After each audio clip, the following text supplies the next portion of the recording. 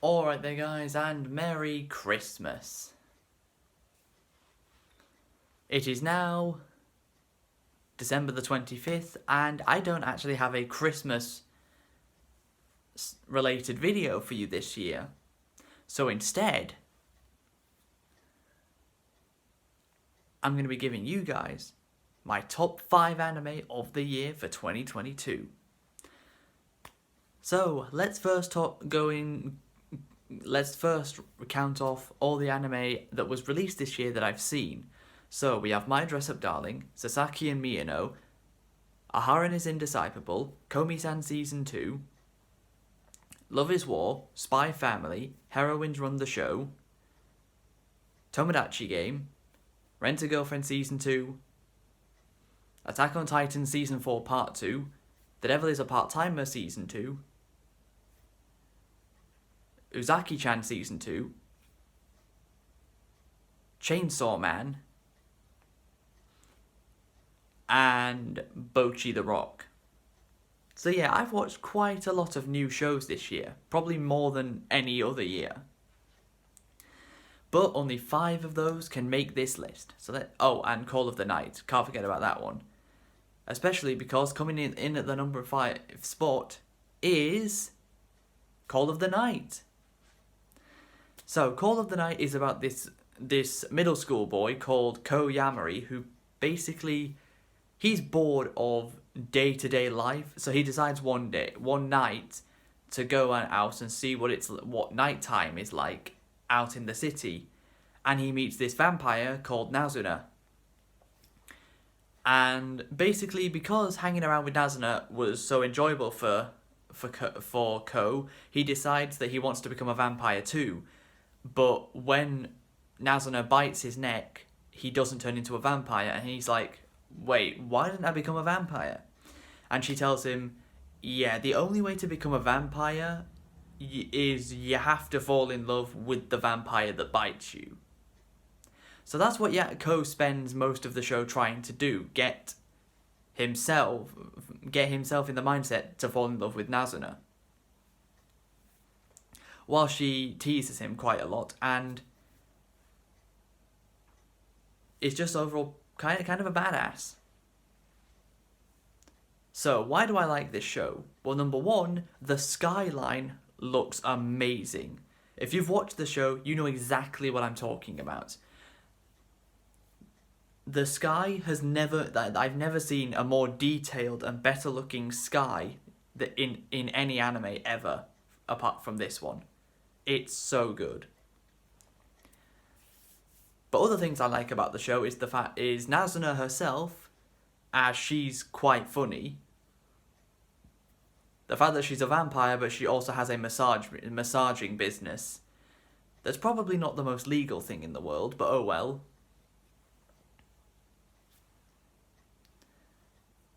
The fact that Ko experiences so many different things at night time, and thing is, we don't actually see what he does in the daytime. The show takes place completely at night every episode. I mean, the fact that Nazuna is voiced by Sora Amamiya is quite nice, who also voices Chizuru from Rent a Girlfriend and Aqua from Konosuba, so familiarity in there.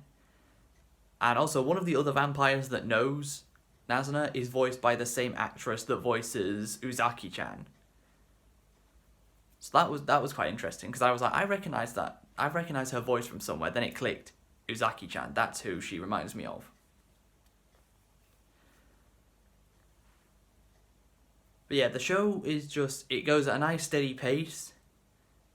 Ko meets more and more people as the show progresses, most of them being vampires, but some of them being old friends who were wondering why he'd stopped coming to school. And he said he simply just prefers the night. You can see so many different things at night that you wouldn't see in the daytime. And that's why Call of the Night comes in at number 5 even. Coming in at the number 4 spot is Chainsaw Man. Yep, the anime that everybody was hyped about, saying that this is going to be an absolute smasher. This is going to blow everything out of the park. And did it? Not quite. But it is still damn good enough to reach to get into the top 5 of the year. So, Chainsaw Man follows this very poor boy known as Denji, who's really down on his luck. He lives in some old looking shack with his chainsaw dog, Pochita, and Denji had to sell his eye, a kidney, one of those things down there, if you know what I mean. And he still has so much debt. But he started working as this thing called a devil hunter, where he hunts devils, obviously. But the guy he was doing it for betrays him and gets him killed.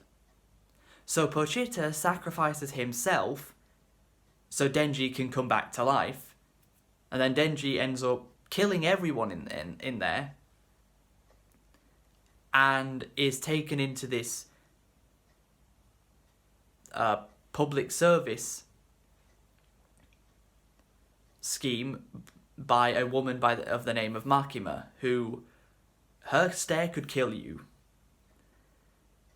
And he starts hunting devils. Mostly he wants to hunt the devils because he wants his first kiss to be with Makima. Well, that didn't happen.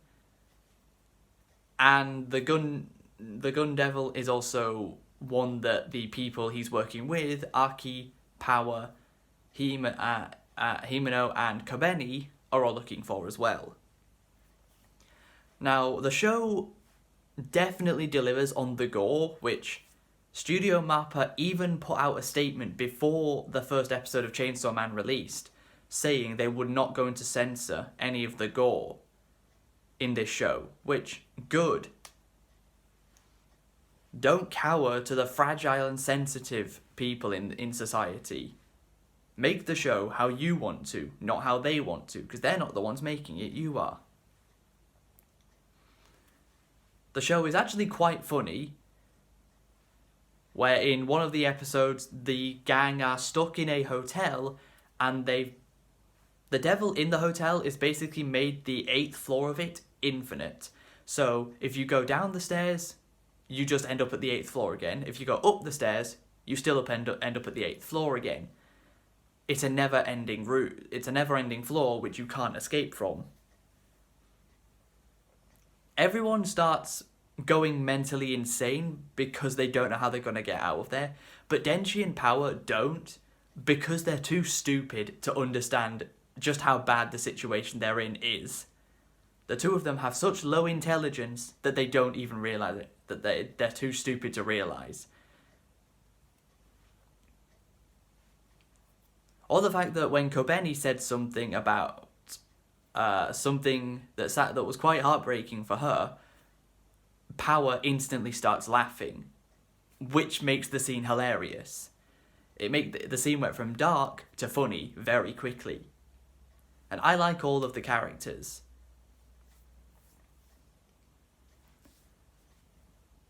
Even if Himeno does make you want to unsee things, if you've watched Chainsaw Man, you know what scene I mean. Things you cannot unsee is in that. There is something in that show that falls under that name. I'm not going to say what it is, but if you've been keeping up to date with Chainsaw Man's anime, you know exactly what scene I'm on about. And that's why Chainsaw Man comes in at number 4. Coming in at number 3 is a show I forgot to mention in the shows I was listing off, but now we can mention it here. Coming in at number 3 is Mob Psycho 100 Season 3. Now, if you were here for my 2019 Top 5 Anime of the Year list, 3 years ago, Mob Psycho 100 Season 2 actually took the number 1 spot for my Anime of the Year for 2019, just narrowly beating Demon Slayer to that number 1 spot. This time around, Season 3 does make the list, just like Season 2 did, but it doesn't get in at number 1, it gets in at number 3. So Season 3 actually has 2 halves. The first half is the big broccoli tree that Mob created at the end of season 2. That becomes a big focus, and the Psycho Helmet religion is a big part of it. Where Mob, basically his face is put onto the posters of the leader, so everyone thinks he's the leader, which he's not. That's why more and more people start talking to him, and he thinks he's getting popular, when in reality it's because his face looks exactly the same as the face on the Psycho Helmet Religion's posters. That's all. But then the tree actually starts accessing the ground and starts converting people into its religion. Even Tsubomi, Mob's crush, even she gets affected by this. So who the hell was pulling all these strings? Or I guess you could say vines. Or branches. It was actually Dimple. Mob had pretty much forgotten about Dimple, so Dimple decided to access a body that looked very similar to Mob's, only for him to be confronted by Hanazawa. Hanazawa gets his ass kicked, so then Shigeo makes his way into the broccoli tree, fights against Dimple, but instead of properly fighting against him, he tries to reason with Dimple, since Mob is Dimple's only friend. And Mob manages just enough to reason with Dimple to make him realise what he's doing is wrong. So Dimple goes back to his green spirit form, but then the body he was just in starts moving by itself. Dimple wasn't the one controlling it the whole time. Someone else already controlled that body. And Dimple then transforms into this golden warrior, which has got to be a reference to Golden Frieza, surely. And that episode 6 to be specific, the animation quality in that episode was amazing. Which is funny because the studio that animated it also are currently animating My Hero Academia Season 6, and one of the more recent episodes of it didn't look great if you compare it to the same panel shots of the manga. The anime looks a lot worse than the manga in these shots. But they put so much of their animation skill into that one episode of Mob Psycho, and it paid off. Then Mob, Reagan, and a few friends from his middle school actually went on a UFO sightings trip to see if they could find one. And they did. They met the aliens, and they were these pink moe-looking things. And one of the guys that went there ended up staying a lot longer than he wanted to when everyone else came back down. That was a nice little wholesome episode. But what I've watched most recently is Mob has found out that Tsubomi is transferring to a new different middle school for the final year of middle school, and he hasn't asked her out yet. He's got to do that. And the most recent thing I just saw of him is he jumped in front of a car and got hit by it to save a kid from being run over, as he was on his way with some flowers to ask Tsubomi out, and he's almost died because of it. But yeah, Mob Psycho yet again just being amazing and excelling, just like this second season did. But it only comes in at number 3 because the top 2 spots were so good, and it was so hard to pick between these two which one would be number 1 and which one would be number 2. Very early on, these two were 100% guaranteed to be the top 2, but in which order, that was the difficult part. As last year, season 2 of the quintuplets won pretty convincingly for my anime of the year last year, but this year the number 1 spot has been so close.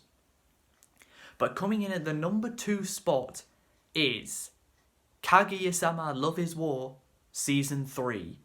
Yep, Love is War. If you guys didn't know, I didn't make a top 5 anime of the year video for 2020, but I did tweet my top 5 anime of the year that year, And my top Love is War Season 2 actually came in at the number 1 spot. But this time around, for Season 3, it comes in at number 2. So close to number 1, but just missing out. So Season 3 accelerates the romantic tension between Kaguya and Shirogane quite a bit. A school festival is coming up for them, which, funnily enough, this is the first school non-sports festival we've had in this show, and it's taken till Season 3 for it to happen. One of the things a lot of people like about Season 3 is that Chika doesn't actually appear in it as much as she did in the past 2 seasons. And some more romantic tension is sparking, tiny little sparks between Ishigami and Miko Ino. Even though Ishigami has feelings for Tsubame, the leader of the cheerleading club, Ishigami almost gets the chance to ask her out. Then he does ask her out and doesn't even realise he's done it. Everyone else in the room knew he'd done it, but he didn't. But one of the big revelations in the just after the school festival, I mean, the first half of the season was pretty damn good. It had Shirogane rapping. It had Hayasaka disguised as a boy.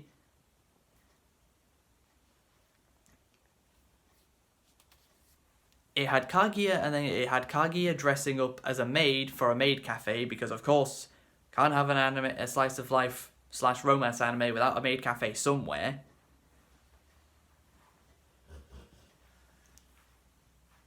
And Shirogane's dad makes another appearance. And he and Hayasaka's mom both pretend to be Kaguya's parents, since when it comes to parent-teacher conference, none of Kaguya's parents show up. So she has Shirogane and Hayasaka's parents doing the work for her parents. But then the revelation comes that Shirogane will be transferring to Stafford in the US to study at university the next year, meaning he will be skipping his final year of high school. Kaguya is pretty distraught hearing this news, so the school festival is Shirogane's last chance to ask Kaguya how she really feels about him and tell her how he really feels about her. So he sets up this very elaborate plan to tell Kaguya how he really feels, where he pretends to be this mysterious man known as Arson, and he leaves clues around for Kaguya, but other people figure these clues out as well, or at least start searching and trying to figure out what the clues mean. As Kaguya is the only one who actually figures these clues out, makes her way to the roof of the school, which is where Shirogane is, and Shirogane lets out a big sack of balloons that are all heart-shaped. As Shirogane tells Kaguya this is how he feels about her. Probably the greatest confession in all of anime. And I'm not the only person who thinks that. There's a couple of other people that actually think that too, that this delivered the best confession scene we've ever had in an anime. And then a red and blue heart balloon both land at Kaguya and Shirogane, and finally, we'd been waiting all 3 seasons for this moment. Kaguya finally kisses Shirogane. We finally get the moment we've been waiting for. And just over a week ago, Kaguya-Sama Love is War, The First Kiss Never Ends movie just aired in the cinema in Japan, so that's more Love is War, hopefully coming next year for us to see. But yeah, Love is War Season 3 comes in at number 2. Now, let's go in for a couple of honourable mentions before we get into number 1. So the honourable mentions I would like to give in this are My Dress Up Darling. It was the thing that hurt it was probably it aired too early on in the year, because so many people have already forgotten about it. So yeah, My Dress Up Darling, Dance Dance Danceru, that was a pretty good show that just missed out on the top 5. Bocchi the Rock also just misses out. Rent a Girlfriend Season 2 misses out. The Devil is a Part-Timer Season 2 just misses out. And Komi-san Season 2 also just misses out. But coming in at the number 1 spot for my top 5 anime of 2022 is Spy Family. Of course it is. I haven't mentioned Spy Family in this list yet, so it had to be at number 1. This show is incredible. The thing that made this show just pip Love is War Season 3 to number 1 is the second batch of episodes that were released for it. Because we had the first 12 episodes released in the springtime, and then another 13 have been started in October, and are just around just finishing now. So Spy Family comes in at number 1 because it's a concept that I've never not seen before in an anime. It's all about spies. Gives us some nice references to spy movies, the most notable ones being James Bond and Mission Impossible. Our main characters are all great. Lloyd, the actual spy, Yor, the assassin, and Anya, the telepath. These 3 work so well together. Lloyd's ultimate goal is he needs to assassinate this target called Donovan Desmond, because he represents the east side of the country and Lloyd represents the west. It's kind of like an East-West Germany kind of thing, but more modern.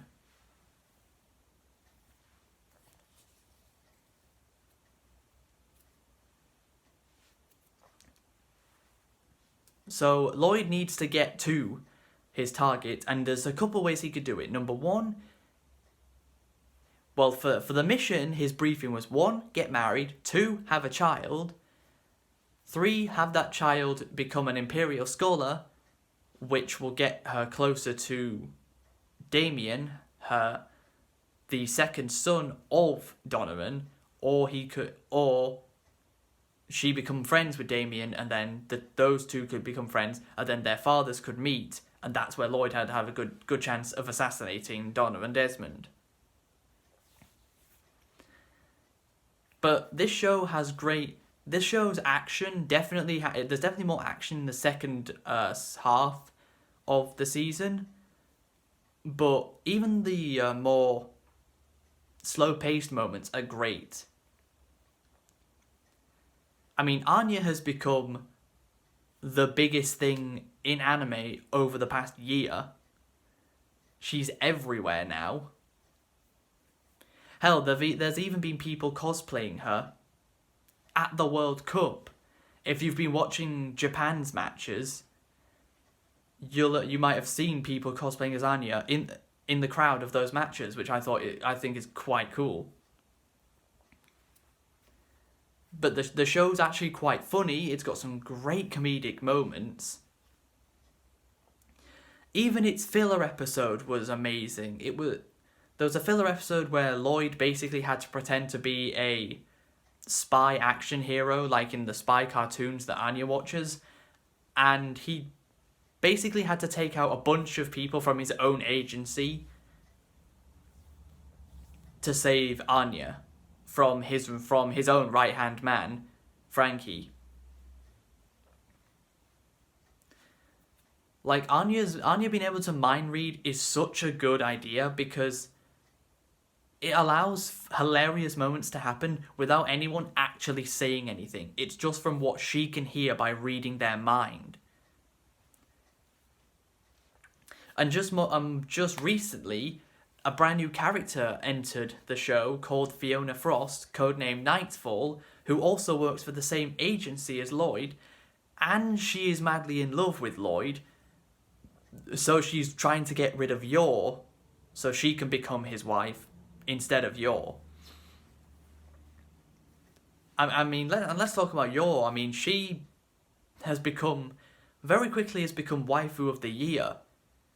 Like, honestly, when the Crunchyroll Anime Awards happen in a couple of months, she should win Best Girl of the Year, surely.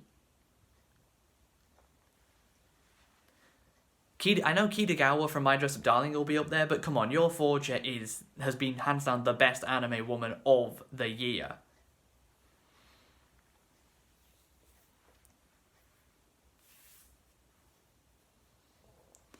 But honestly, if you haven't watched Spy Family, you really should. It's amazing. Because there's no other anime quite like it. At least from what I've watched. But quite a few people that have watched way more anime than me are even saying this. That the show is like nothing they've ever seen before. And that's why Spy Family comes in at number 1. I hope you guys have enjoyed this video. If you have, please be sure to leave a like, subscribe if you're new, and join me back here next week for my year in review videos. Yep, that's right, there'll be 2, just like last year. But until next time, catch you later.